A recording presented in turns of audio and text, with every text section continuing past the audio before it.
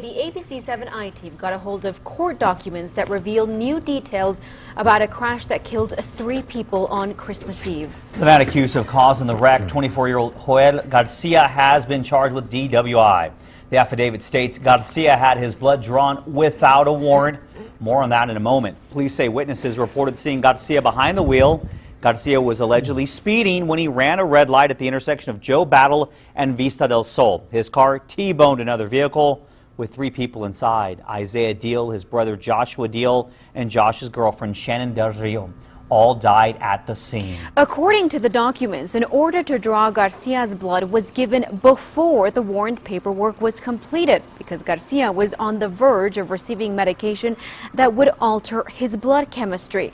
Now, Garcia allegedly refused to give a blood sample to police, but the sample was still taken, despite police not having a warrant to take it.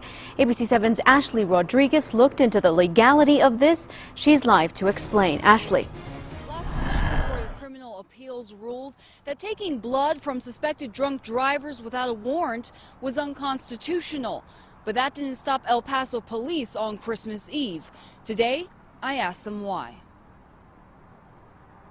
Miss her and how much your dad misses her and how we wish she was rely home. on the people with authority to make sure things are done without error, so that way there's no question. Defense attorney Joshua Spencer says there's no reason to take a suspected drunk driver's blood without a warrant. Getting a blood draw is a violation of a person's privacy because of actually having to penetrate skin. But under the law, according to the El Paso District Attorney's Office, a warrant for a blood draw is not needed if the individual gives consent or if the peace officers believes there are exigent circumstances. Exigent meaning emergency situations.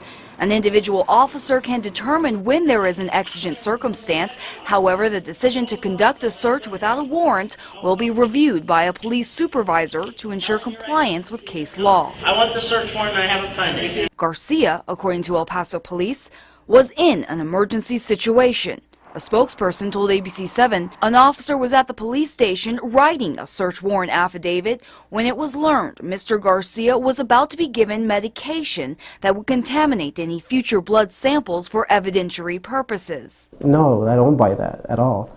Everybody should do their part without having to have any question as far as was that process done correctly, was due process done correctly. Spencer says in any jurisdiction there's always an on-call judge available to approve search warrants in minutes. Not only that, but according to the police affidavit, Garcia ended up refusing any medical treatments and left the hospital with his blood being unaltered by medication. But El Paso police say Texas law allows an officer to obtain blood without a warrant when the defendant had been involved in an accident causing serious bodily injury or death. Now, Spencer said it will be up to a local court to decide how to apply the law and whether a warrantless blood sample will have any impact in the case. Back to you. Ashlie, thank you for that report. And